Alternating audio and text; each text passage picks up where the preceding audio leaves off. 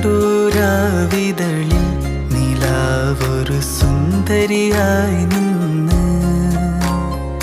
കേട്ടു വഴിയരികിൽ നിറഞ്ഞൊരു മൈലാഞ്ചി കഥകൾ.